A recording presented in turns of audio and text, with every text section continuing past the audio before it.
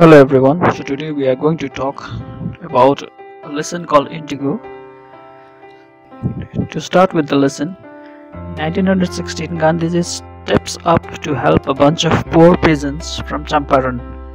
He gives an account of how he struggled to bring them justice and equality.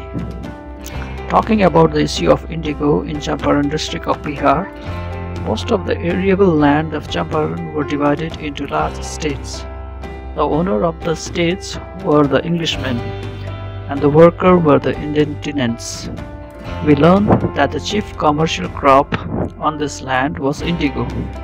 As such, we see that the landlord compelled all the tenants to plant 15% of their indigo and submit the whole harvest in the form of rent. The tenants were under a long-term agreement to do so. However, Germany starts developing synthetic indigo. Thus, the British did not find indigo cultivation any more profitable. Thus, in order to release the poor peasants from this agreement of 15%, they started demanding compensation, while some of the uneducated peasants agreed on this, whereas others did not. Thus, we notice that one of the sharecroppers by the name Rajkumar Shukla arranges for a meeting with Gandhiji. Gandhiji was attending a meeting organized by Indian National Congress, and he insisted Gandhiji to visit the place to end the long-standing injustice. Gandhiji agrees and boards a train to Patna in Bihar. After that, Rajkumar Shukla helps Gandhiji visit the house of Rajendra Prasad, who was a lawyer. Unfortunately, he was not in his home.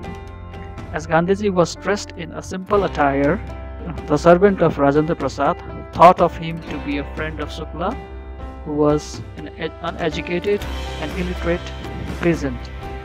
The servant did not allow Gandhiji to drink water from the well, which showed the prevalence of untouchability in the then society.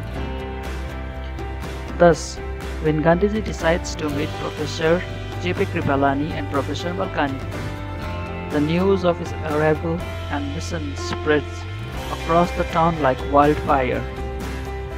This resulted in a lot of lawyer and peasant groups pouring in large number in his support.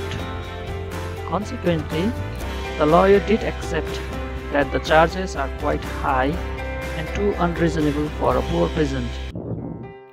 However, Gandhiji criticized them for collecting huge fees from the sharecropper.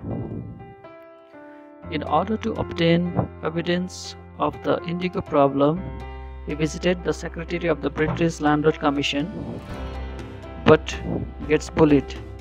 Thus, he proceeds to Motihari, the capital of Champaran. While staying there, one day he hears the news of a peasant being maltreated. On his way to visit the peasant, he was stopped by a police and was asked to return back. He was also served by a notice to quit Champaran, to which Gandhiji disobeyed. As a result, he was summoned by a written notice to appear on the court the next day. Gandhiji reported everything to the Viceroy that particular night. The next day, thousands of peasants demonstrated to support Gandhiji. The officer felt helpless and asked Gandhiji to regulate the crowd. The court wanted to postpone the trial, but Gandhiji protested against the delay. He was involved in a conflict of duties. Rajendra Prasad and his friend arrived to help Gandhiji. With the help of Lieutenant Governor, an official commission was formed to investigate the indigo issue. Gandhiji found a crushing mountain of evidence against the planters and the landlords, who had deceitfully and illegally extorted the money from the poor peasants. He asked for 15% refund, to which the planters offered only 25%. Gandhiji accepted, as he thought that to defeat the British and the landlord was more important than to bargain the amount of money. as defeating over them meant gaining confidence and self-reliance among the Indian peasants. Gandhiji saw the social and cultural backwardness of Champaran and started working on it by opening schools and teaching the people about health and hygiene. Finally, he teaches them a lesson of self-sufficiency and self-confidence.